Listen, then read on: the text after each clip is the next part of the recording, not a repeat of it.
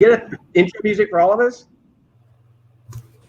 Hi, everyone. I am Matt Henney with Project Q Atlanta. Thanks for bearing with us. We were working out some technical difficulties and trying to keep some of these folks in line. Did we just get proper all of a sudden? They're already doing shots. So welcome to another episode of Q Conversations, our Friday live chat about LGBTQ issues. Today we are exploring how LGBT-owned bars and have survived the coronavirus pandemic and I'm jealous. their plans for thriving in the coming months. Let's see, along for the ride in our chat box is Mike Fleming, who is moderating over there. You'll find that to the right of your screen. Drop any comments in there during the event. And if you have any questions, there is a ask a question button down there at the bottom. You can drop your questions in there. And let's see. I think folks are still having trouble hearing me. Bear with me just a second. Let's see. Is Matt talking?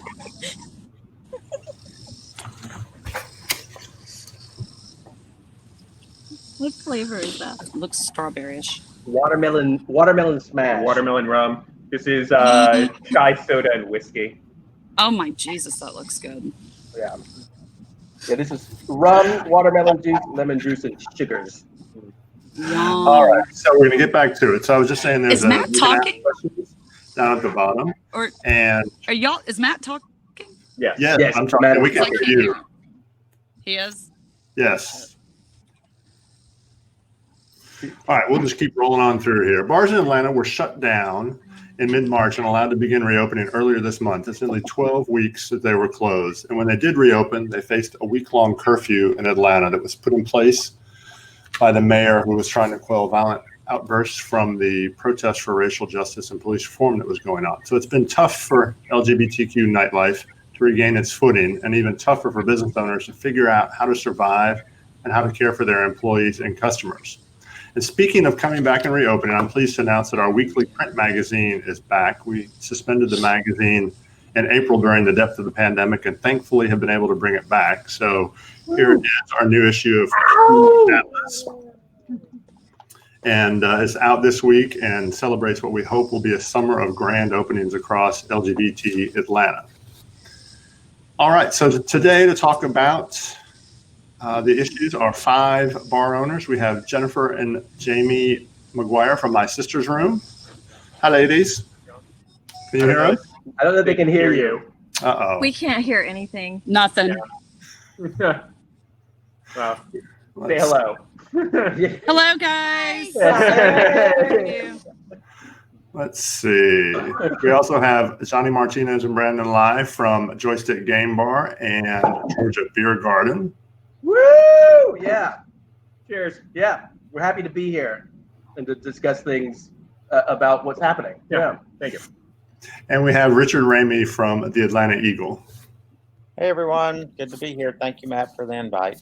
Absolutely. We are trying to get Jen and Jami back. We can hear with you us. now. All right, now we hear you.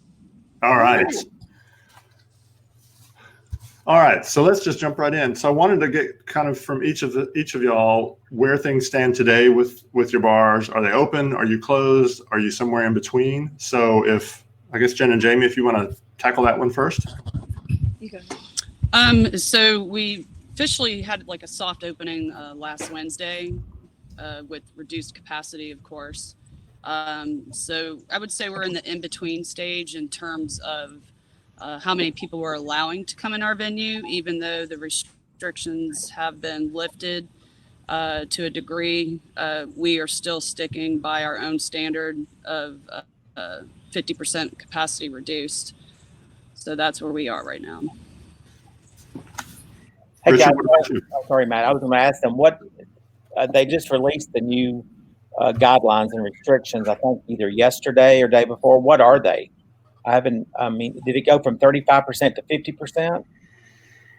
We're running under our restaurant license, where they have actually they took the restrictions off if you have a restaurant license. Gotcha. Okay.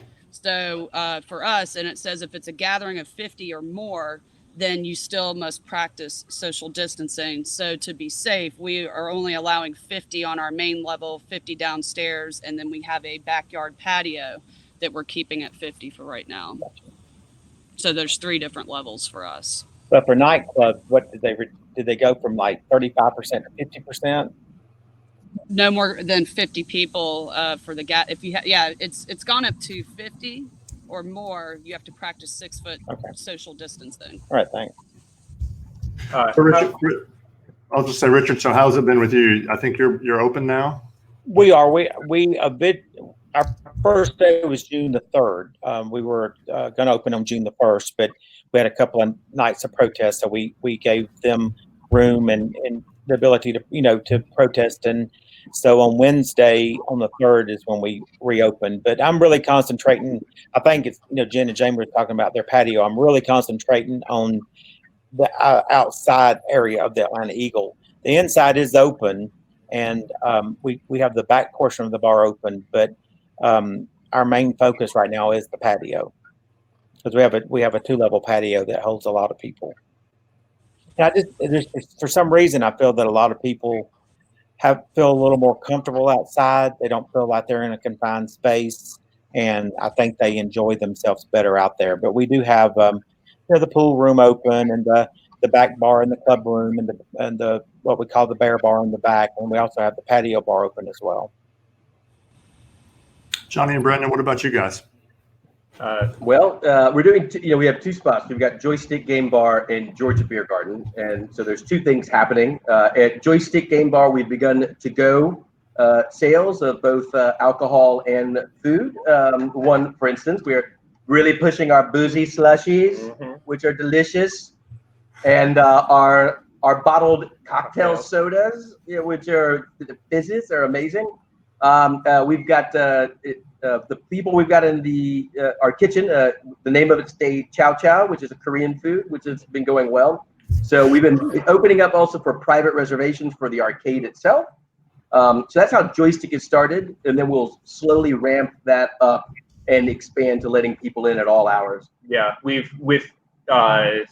Joystick, the private rentals, because we have 2 rooms, we've been able to move all the games into the parlor where we are right now, which is what we rent out. So small groups can come in, play games, enjoy themselves, and our staff is protected by being in the other room with a different air system. Of course, they're all wearing masks. And then it's easier for us to sanitize everything as soon as that one group is done. So we're trying to figure out how best to use an arcade in these times. And then Georgia Beer Garden across the street also has an outdoor area, unlike Joystick, really. So we are starting brunch tomorrow from 11 to 3, Saturdays and Sundays. Are taking reservations. We've got tables pretty far apart, so it's a smaller capacity than we're used to. But we're taking steps there to be able to enjoy our backyard brunch. And we may have a secret Thursday night thing coming up that we will, of course, let Project Q know first. I appreciate that. Thank you.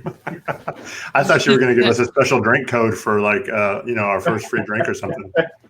I will say this: if you come I up, was and wanting those drinks to come through the screen. if you come up to Joystick and you say, "I hear your general manager has nice abs," then you get 10% off. Yeah. Okay, I like that. All right. Yeah. We'll see you later. Actually, Jen, Jami, you mentioned that you guys were doing half capacity at each of your different sections. Does that mean Yes. that you're now employing a door person, for lack of a better word, a counter in each area? Is that an extra step y'all are having to take because of this? We sure do. They're given a different color wristband that grants them access guaranteed for particular levels. So for instance, like we did a comedy show last Friday that we sold for 50 people seated. And we did a show number 1 at 8 p.m. Then we did a second one at 10 p.m. with Kia Comedy. And of course, we sanitized every table in between. So we have a designated person with also a checklist on the back of each bathroom door to show that the bathrooms are consistently being cleaned. And then we also tried out a small drag show last weekend, and we had a designated person to pick up their cash, spray their money, only 3 people allowed in the back dressing room, and then 1 person from MSR to constantly clean, with us encouraging people to tip on their cash apps, etc. Right. Y'all are thorough in it. Yeah, Love it. yeah, that's great. It was a seated audience. They had Yeah. tables and chairs, so everybody was spread out seated. So Must have been a different really environment for a drag show.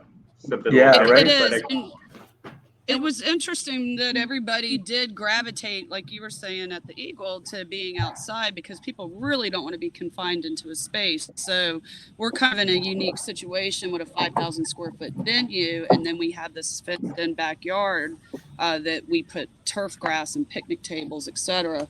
Our staff used to park back there, but we turned it into an outdoor, bigger space, and so everybody does spread out back there and likes to hang out back there more now.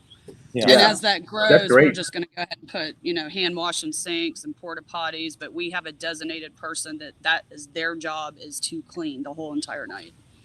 Nice. good for you guys. Yeah. Well, and so Richard, you have 2 businesses. You have the bar and you have the Flower Cottage in East Point. And Brandon and Johnny, you all are managing 2 different places, like you said, that are essentially across the street from each other. Has that made it more difficult or more challenging to be trying to navigate 2 businesses through this? For us, they're the same kind of business model, essentially. And because they're across the street from each other and our staffs all know each other and help each bar out, it's very much a family over here. Yeah. If anything, it's probably made it a little bit easier, because in the past, if you worked at Joystick, you only did things at Joystick. And if you worked at Beer Garden, you only did things at Beer Garden.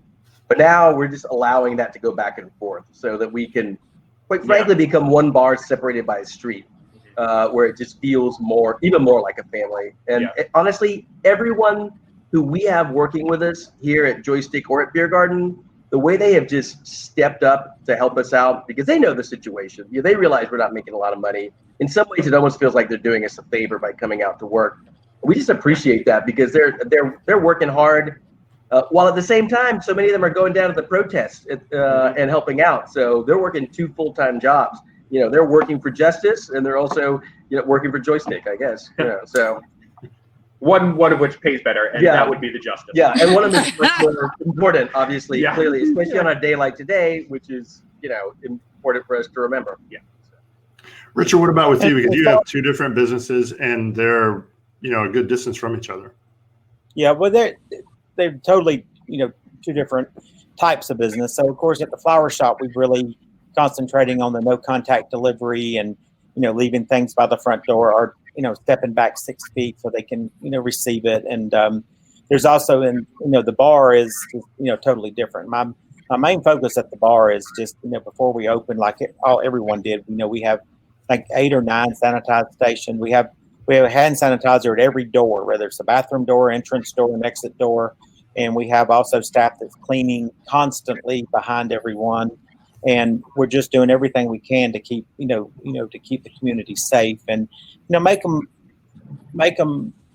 it where they can come out and enjoy themselves and not have to worry about, other things. Because this, we all have to admit that's what most of our businesses are. It's a getaway for people. It's a place that people come and want to enjoy each other and see each other and meet with their friends and socialize. So we're trying to do everything we can to take all the other worry away. And, if they turn around and they need to sanitize their hands, they're all over the bar now. And we're just we have our cleaning spray bottles with all the Clorox stuff in them that, we wipe down the bars and the stools and the pool table. And we just constantly just trying to keep everything clean and safe for everyone.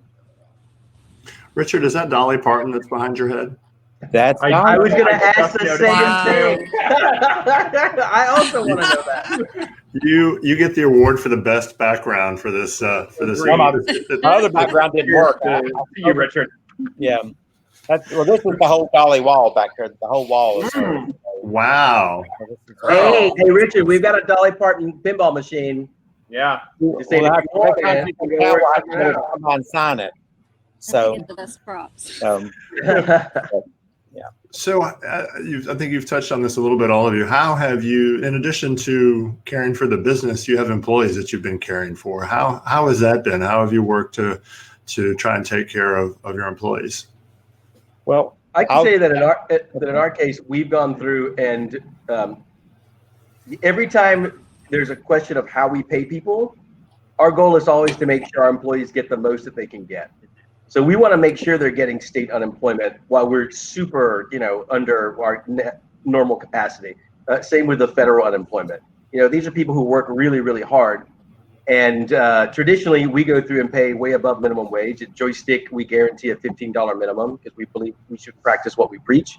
But we're trying to make sure that we get as much money out to them as possible. So in most cases, we're trying to fit within our PPP funds and the requirements for repaying that money. The ever-changing requirements. The ever-change, right? Yes. And also making sure that they get what they deserve when it comes to both the state and the federal monies.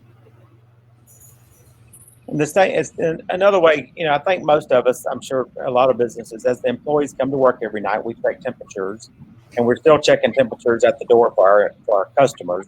But we, of course, I'm not sure if this has changed or not, but we still require face masks for all of our employees that are working. And as a customer, it's up to you whether you want to wear a face mask or not. But all employees behind the bar has to wear a face mask. And as most of you know, the Eagle, a lot of time our bartenders, work shirtless and stuff like that. But everyone's, everyone has to keep their clothes on. So, also a problem Joystick has. It's just trying to like I said, do everything we possibly can to not only show the community that we're trying our best, but to do our best to keep everyone as safe as we can. And and I think what Richard brings up is a good point, because ultimately, we're all, if you're a member of the gay community, people who have their immune systems compromised, right? So we need to be looking out for our neighbors and our friends more than money, quite frankly. And so this has been an important thing that's nice to hear that everyone else is doing, because we have been following through on that as well. We should take care of each other while we can. And Jen and Jami, what about y'all? So in addition to employees, you also have a lot of entertainers, whether it's Kia Comedy or drag performers. Well, I have to brag on Jen a little bit. She has not only, we paid out of our savings until Jen started. She works every week getting everybody's unemployment benefits for all of our employees. But she also helps a lot of people in the community work to get their unemployment, people that don't even work for us. She has helped them get theirs. She's helped other businesses get their PPP loans. She set up a page for the entertainment industry in Atlanta. She just works every day helping other people in our community get their unemployment and their PPP loans. This is something she does hours every day. So I just have to brag on her, because I've been inspired by her for this. So, as you should. Yeah, a bit of a workaholic. You're an Atlanta So this has institution. been her side hobby this whole time. Well, I came from an 18-year background in the finance industry, and being on the other side of the desk in terms of seeing how people are treated when it comes to getting money and benefits and dealing with the state. I've been on that side, and then also we were dealing with it obviously as well. So, for me, it was persistence and just consistently trying to figure out how the hell to maneuver the PPP and the SBA loans and the unemployments. And it made me so mad once we were able to obtain it for our staff that I didn't want to stop, and I wanted to continue fighting for the entertainment industry, whether they were, 1099 drag performers, DJs, bartenders, etc. So, it was just something for me that I was passionate about. And, Jami and I were just like, listen, we're going to make sure to just keep navigating through this. And, we feel we'll even be better prepared if, God forbid, a second wave comes and we're all shut down again. It's just incredibly frustrating. And I hope that once this is all said and done, that maybe we can meet with state regulators and city officials in regards about what they can do on the Department of Labor side to ease the pain a little bit in terms of getting a hold of somebody on the phone. It just shouldn't be that way. Right. Amen. But Right. in terms of our Yeah. staff, they have been paid. Yes. We Absolutely. consistently Absolutely. do. This has been a great way to show, I think, everyone in the state that we've been woefully unprepared for how to deal with unemployment. It's an antiquated system. They're understaffed. And what we end up with is a situation where just to get an answer to a simple question requires days and sometimes weeks just to get that information. Yeah. And that's not the way it should be. If you ever need some loud voices to help you complain and raise awareness, please give us a call. We have no problem being vocal. Yeah, I think that the reason they had some news articles about them being understaffed. I think they were understaffed because when this hit, the unemployment was so low. They didn't need any, they didn't need a bunch of employees, but they should have some type of an emergency plan to bring people in. Something like this happens again. I mean, absolutely. It was. I mean, I got friends that have just now got their unemployment. I mean, literally 2 days ago, and of course it's back. But they've been really, it's really stressful to live a life with no money, and right. It's been tough. It's been tough for a lot of people. It really has. I'll give you an example of how antiquated their database is. As business owners, if we're applying for unemployment benefits for everyone on staff, you have to submit that in a spreadsheet. And one of the things on the spreadsheet, of course, is their home address, which includes the city. But the state of Georgia's Department of Labor system is so antiquated that you are limited on how much you can enter in any individual field. So city names like Lawrenceville, for instance, that's too long, and you have to abbreviate that. So the fact that we have to consciously go in and abbreviate even names like last names or city names, that's an example of a database that's probably been around for 20 years that they've never updated. So they've just never invested in this. The state. Yeah, it's because they are absolutely understaffed, but they are also just under technologied. Yes. Where they absolutely can't handle anything beyond very low unemployment numbers, and that's not going to be the case forever, as COVID has proven. Jen, as businesses started closing, you did start that Facebook page for service industry workers. Can you talk a little bit about that and what the response has been and why you started it? Basically, when we shut down March 15th, we implemented the page that week because I had gotten a heads up from our accountant about you better start getting ready because this is about to be a shit show. And so as information was passed along to me and Jami, we were like, okay, let's start sharing this with everyone because I saw where several people on our social media were asking questions that we were kind of getting ahead of the game and getting the answers to. So I felt that it was our responsibility to share this information. It shouldn't be a secret. It shouldn't be an act of Congress to get this information as tax-paying citizens. We deserve to know what our rights are. And that was Jen is so persistent. Yeah, I wasn't. Not everybody is that persistent to get information.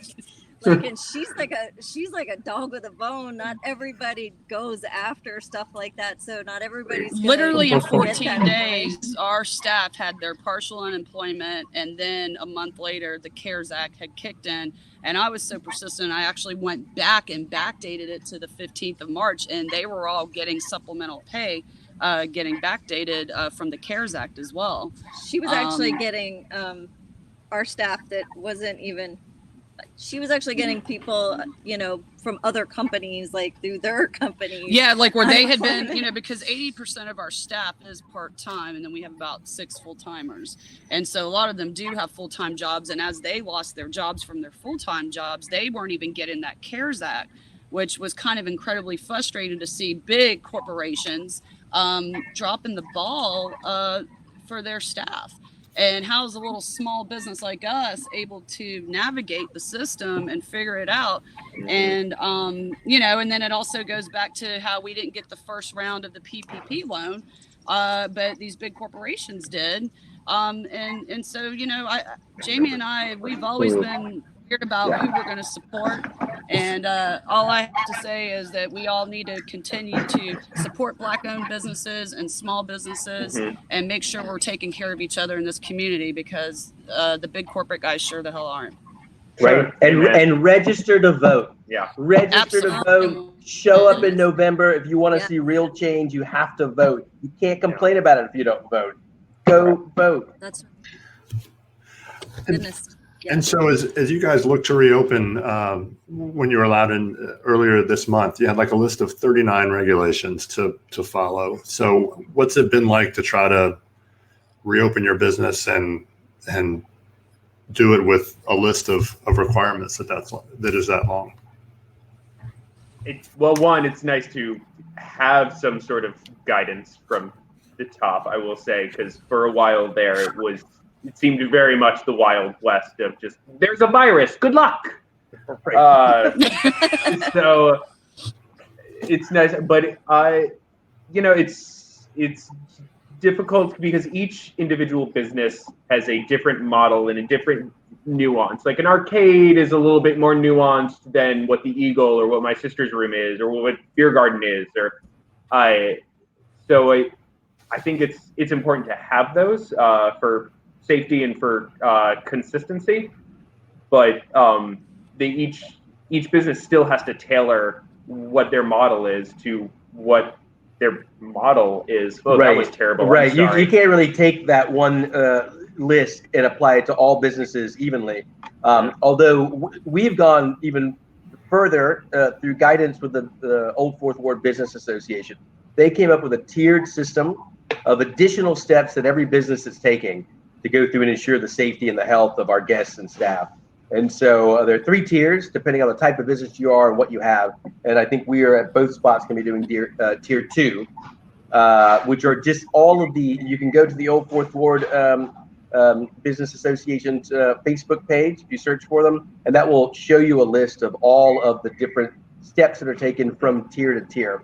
And so we've subscribed to tier 2 with them, and we like that that's an outside listing of what we can do to make sure that everyone's safe. Yeah, and it allows us to be in concert with our neighbors. So people understand that when you go out in the Old Fourth Ward, these are the things you can expect. Right, because Edgewood, as a bar district, is very much a walking bar district. People go from bar to bar to bar. If they come to Joystick, they're probably also going to Noni's. They're probably also going to church. But we're all on that tiered system so that they know that we're all doing the same things to protect them.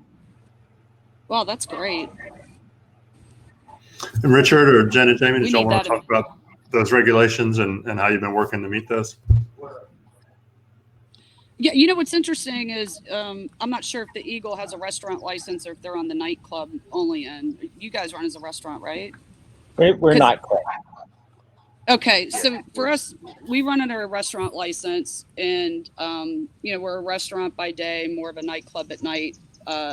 What's unique is that we serve food probably till 2 o'clock in the morning. Right. And so you've got these 2 regulations. You got the restaurant side, and then you have the nightclub side. And so it's I like the guidelines, but it can be very confusing because you were told just last week, hey, it's 10 people for every 500 square foot if you're a restaurant. Now this week there's no limitations, but if you have over 50 people, practice social distancing. And then if you're a club, it's 35% your capacity. So, again, it goes back to, if God forbid we ever have to go through this again, we need to start acting now and working with our local officials on how we're going to resolve this, because safety is number one.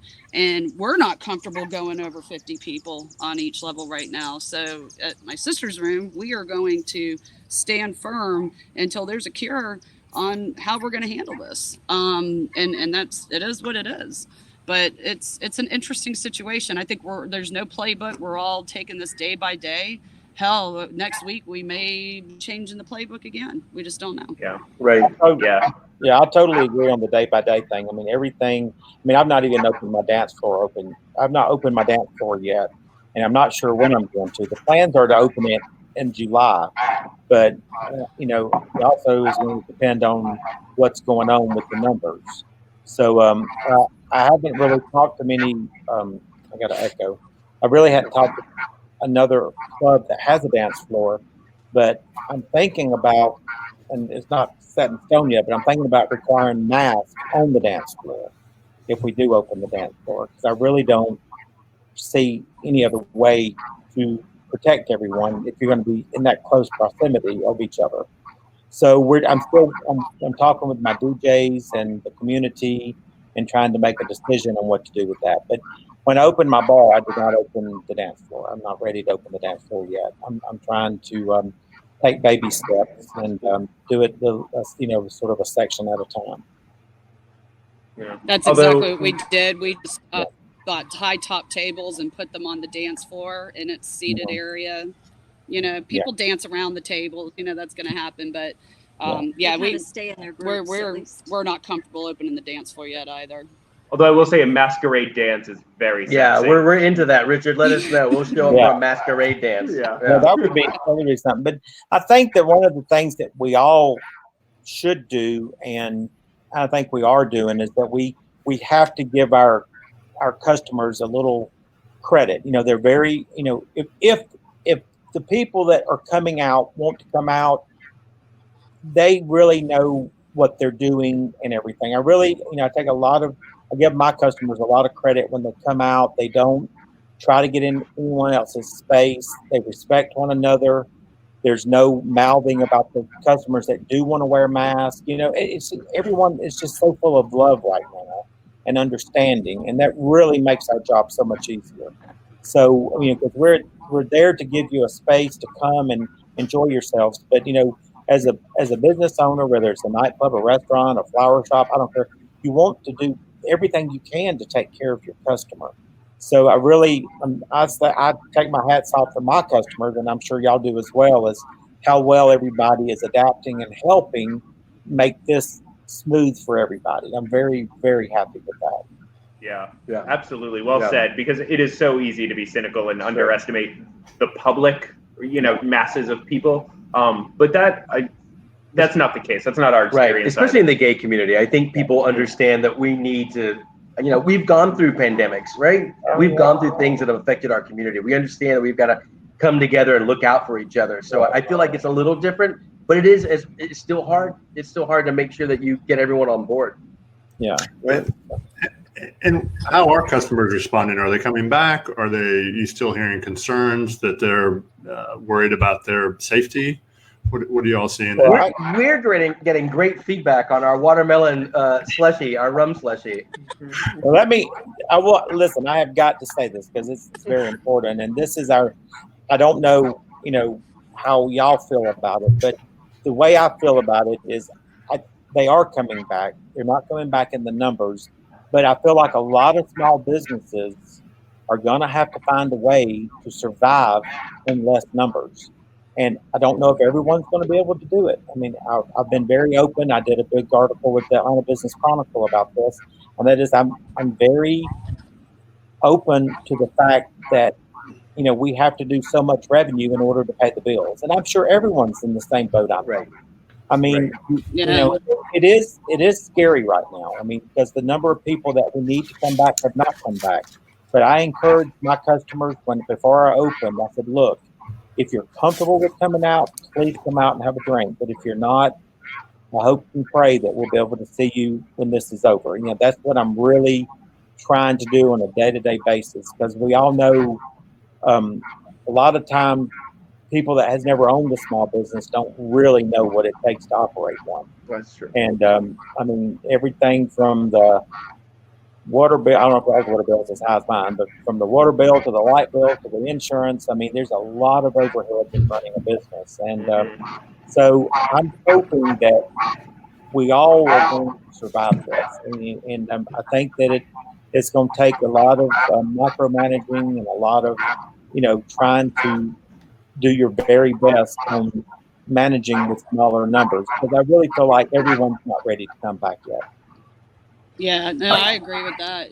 Because even though for us, with not being open, with just rent and your basic utilities cost us $25,000 a month. Yeah. And we lost Pensacola Pride that we own also at the end of May. So it is scary times to be a small business. You know, there's 16 lesbian bars left in the United States. We're the longest running in Wow. the South. Yeah. Damn. And it's 16. and so our bar is a lesbian bar, but we have also always been about being inclusive for everybody. It doesn't matter who you are. You know, it's a space that we created when we bought it 10 years ago, where we said we want it to be no labels. And you know, Jami too, you know, she was just saying about we want our customers to be comfortable. We think the people that have been coming out have been exercising caution. They seem to be doing everything right. They feel comfortable. The ones that don't feel comfortable are not coming out. We're not pushing them to come out. They know that we're taking this very seriously. We are cleaning. We are doing everything the best we can. Exercising a lot of caution ourselves, and we welcome them when they're ready. We're excited when they're ready to come back. So we're in this business we get. We're very grateful to see them when they come. We're not trying to pack it out. We're not trying to hold huge events. We're just happy for the small crowds of people that are coming and spacing and doing it right. Right. Our situation is just to pay the bills. Just right to pay now. the bills. Yeah. Like just enough to pay. Right. Our situation's a little different. Edgewood Avenue is already packed with people. There are literally, this past Saturday, there were thousands of people on Edgewood Avenue. I don't think that's an exaggeration to say there were thousands of people down here. We'll send you videos, Matt. We'll send you videos, Matt. Yeah, but we were not yet fully open. So we are in the position where we're trying to weigh, how do we handle this influx of people who are not, quite frankly, practicing any social distancing? Thousands of people, maybe like 8 masks amongst all of them. How do we handle that? How do we let people in? How do we keep our staff safe? So it's kind of a difficult position to be in, because we're literally surrounded by people on the weekends now, but we don't quite know how to go through and access them in a way that's safe, that we feel comfortable with for everyone again. Yeah, we don't. We haven't yet opened our doors. Although we are doing our to-go, we've not yet opened our doors to people on the weekends, because it's unsafe on, quite frankly, a couple of levels. Yeah, we're almost too packed, really, in that sense. We have a different issue than other parts of the city in that Edgewood Avenue has become this playground for car clubs and bike clubs that come in to use Edgewood Avenue as a way to demonstrate, as to peacock. You know, here's what I can do in my car. I'm going to do donuts in the middle of the street. And it's become unmanageable.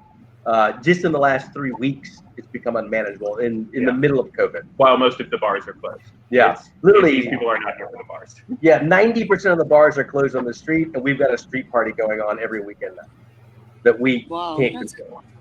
Well, I will say, let me just say this, as far as I'm concerned, I would love to have that number of people come back out, and I'm prepared for it. I mean, they're not coming out to businesses.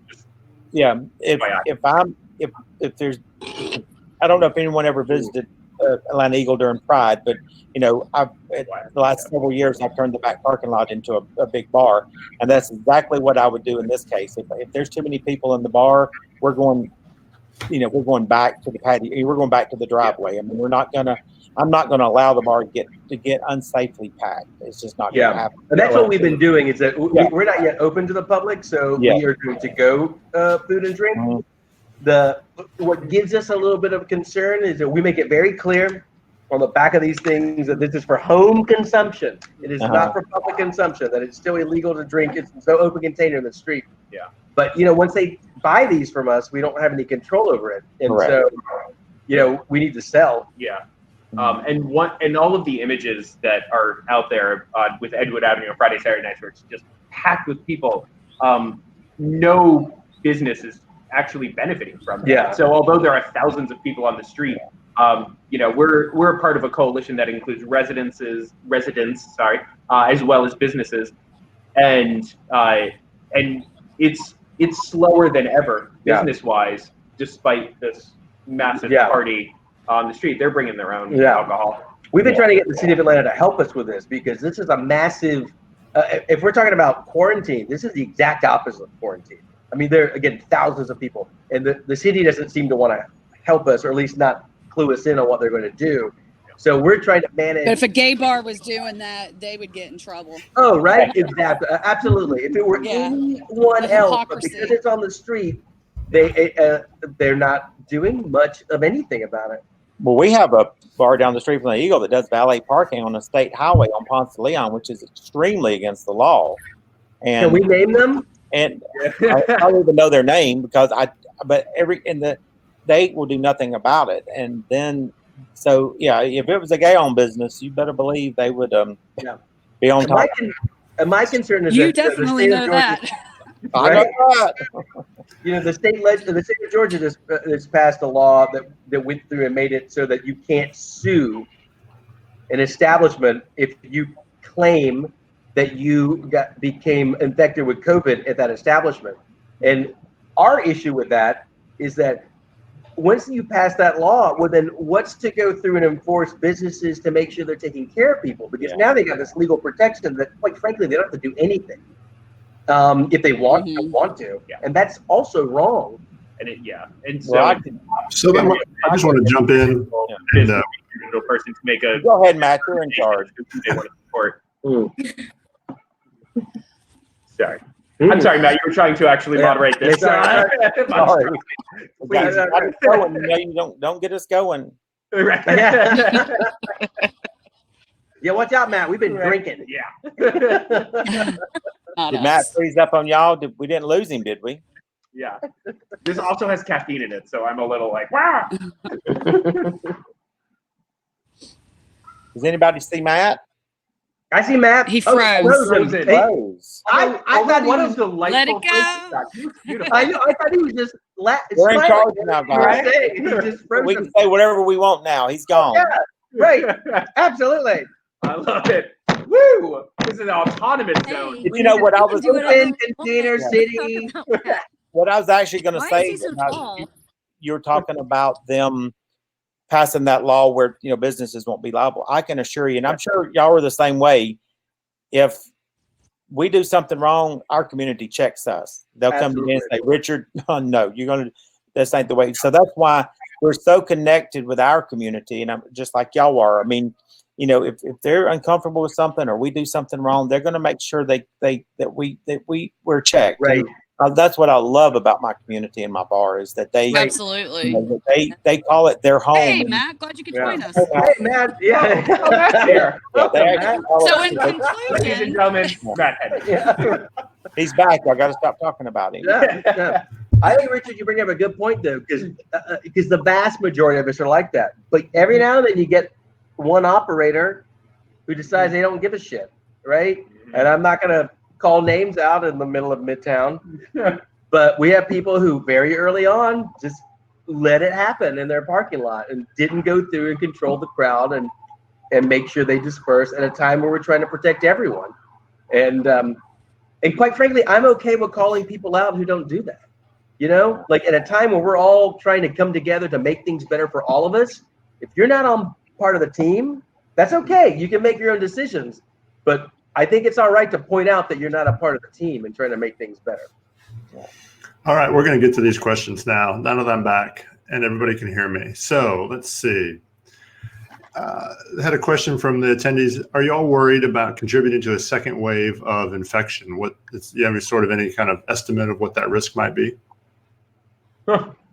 No, we do not have any sort of estimate as to what that risk is. But we are worried about everything. Yeah. In fact, we have delayed our opening in stages so much specifically because we don't want to infect or get anyone sick, anyone, or their friends and family or our staff. So it has delayed us. It doesn't have an effect on us.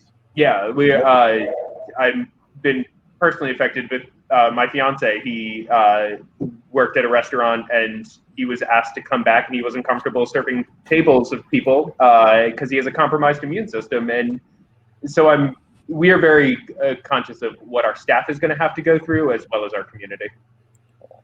So yes, we're worried about this second wave of infection, but we also are trying to figure out how to navigate that with surviving as a business. Yeah. And how it's just such a fine line Yeah. to walk. Right, because we're worried about infections. We're worried about the street. We're worried about the future 3 months from now, 8 months from now, a year from now. If we had, what we really need is leadership. We need someone at the top who's willing to tell us, here's what you need to do, and we're all going to do it together. Yeah. Well, we're not going to do that until November. So in the meantime, we're going to be on our own. But yeah, it's very important. But Matt, I don't even call it a second wave. I don't think we got through the first wave yet. That's the Yes. numbers. I mean, they want to call it whatever they call it, but I mean, we're still in the middle of this. I mean, this is something we've got to take seriously, and we all listen. Y'all can admit it or not, but listen, if we go through another shutdown, I don't think I'll survive. So, I mean, it's so important to try to do everything we can to protect these people. And like I said, and they are taking a big part in it as well. I mean, everybody that comes out everyone's doing the best they can, because everybody not only wants to make a living, but everybody also wants to live their life. I mean, it's horrible. I know everybody says that, dreams of staying at home, but when you feel like you're a prisoner, it's not a happy dream. So people just don't go to bars to drink. I mean, It's called social. I think we're all concerned about the safety, of course, and again, this idiot governor that we have has said no restrictions, but we are standing firm that we are still going to restrict our bar. And we are going to do the best that we can on what we know how to do. And we may not get it right the first time, but with our customers, our family, our employees, everyone, we've listened to constructive criticism. We're navigating through this together. I love that we're talking to other business owners. Maybe we all can start a coalition and something of what works for us and share that information, because I think that's super important. It's not just guys or girls. It's not black. It's not white. It's all of us in this community right now that needs to be looking out for each other.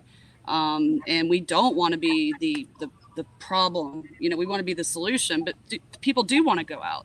And so we have to do this smart.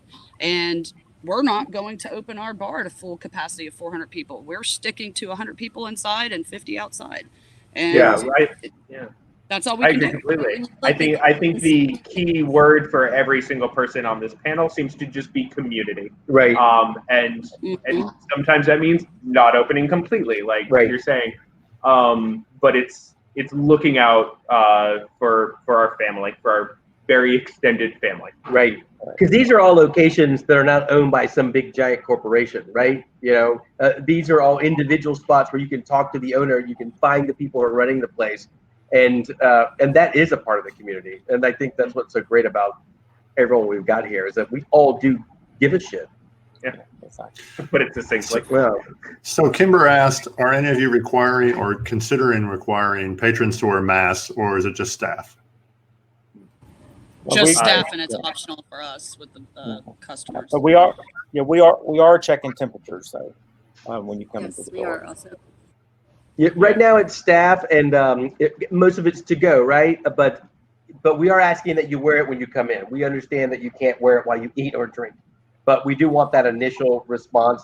At least at Beer Garden, we think it's going to work well during brunch, so that when you put your mask back on, that means someone needs to come to your table to help you out. Well, you got your mask off, then we're not going to come to your table, because obviously you're having a conversation and you want to interact with people. So it's almost like Fogo de Chao does with their little card and meat. Yeah, but right? they're flipping at the card.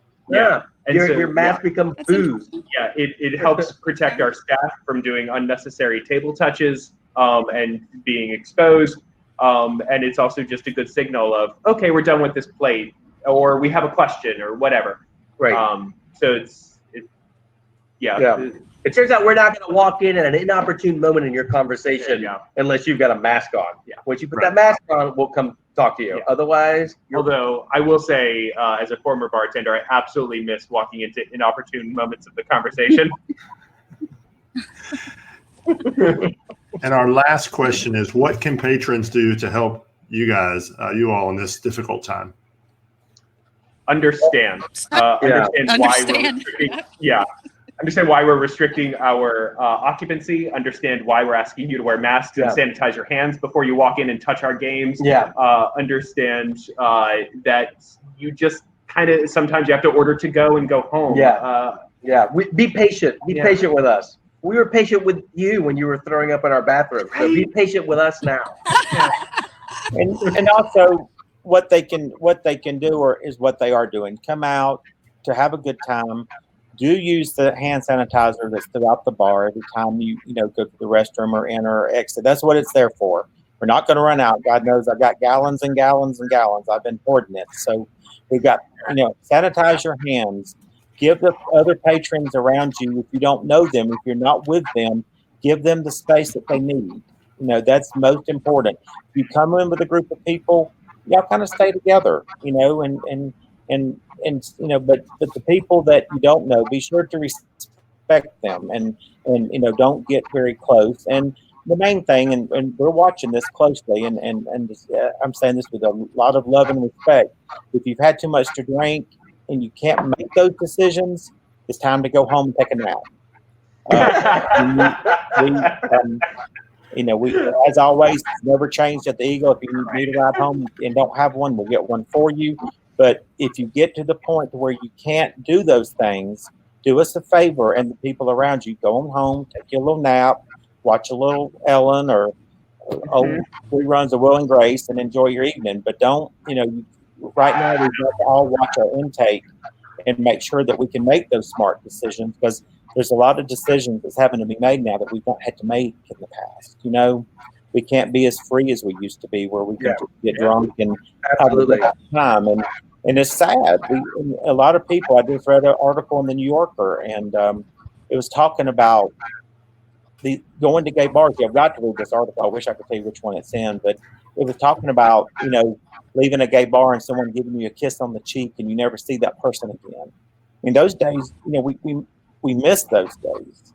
And I get very emotional talking about it, because I've been doing this for a long time. But I really feel from the bottom of my heart we're going to get back to those days. But in the meantime, let's remember we're all family, we're one community, we're one nation, and we can do this together. We can get through this. But we have to do it together. And on a side note, because I don't want to take away from anything that's going on, but I do want to say happy Juneteenth.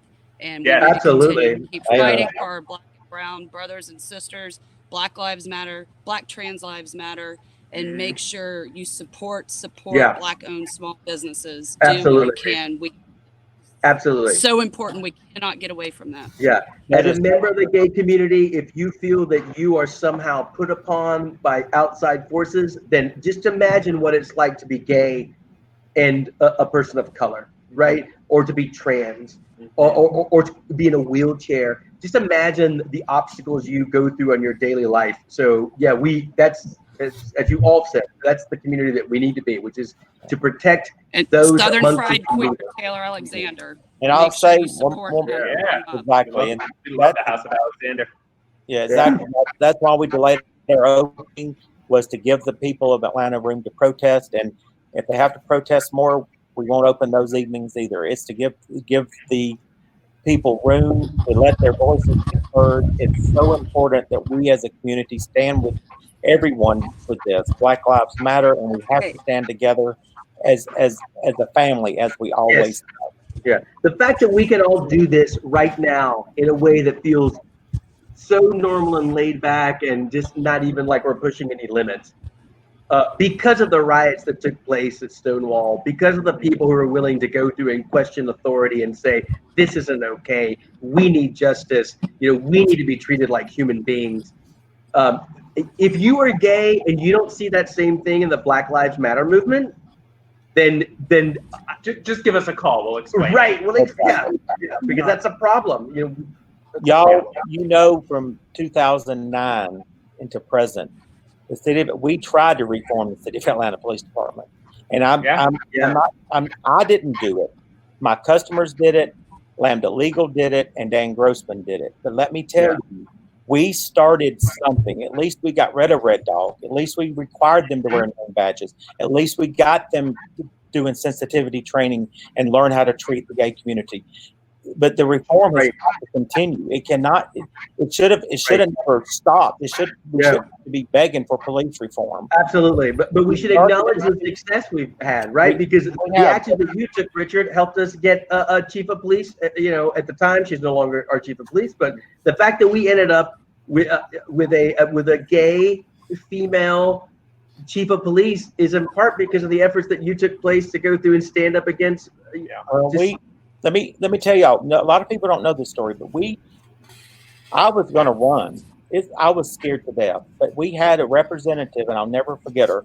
She came to me from the Southern Center for Human Rights, and she said, "Richard," she said, "these young African American males go through this shit every day." She says they get pulled over and get a cavity search on the side of the road. She says they're one person. She says they can't fight alone. She says we need you to fight this fight. And that was the moment I changed my whole attitude about it. I was no longer scared, and I did everything I could to support the fight. But I take zero credit. Trust me. I mean, Lambda Legal and Dan Grossman and those 60 customers that was at that bar in 2009, those are the ones that made the change. It just happened to happen at my bar because if I had been there that night, they'd have shot me because I would have been the one that got on the floor.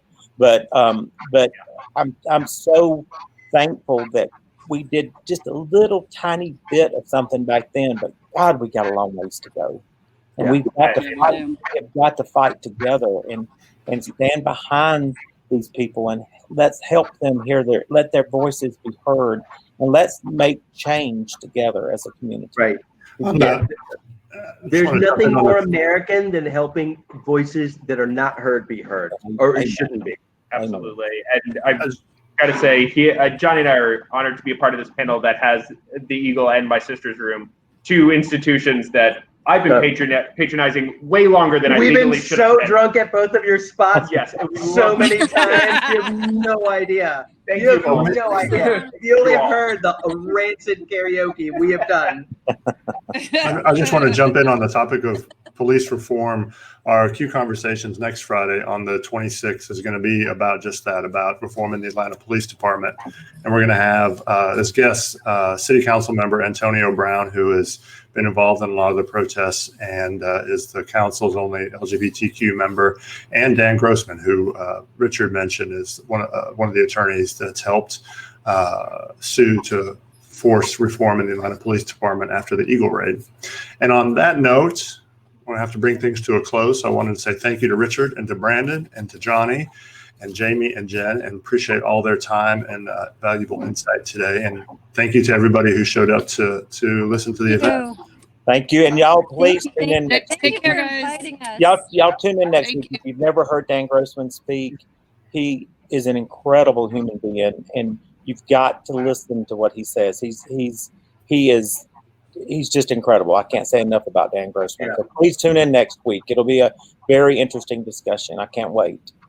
Thanks, everyone. Have a good weekend. See y'all. Thank you, Matt. Thank you, Matt. Love y'all. Bye, y'all.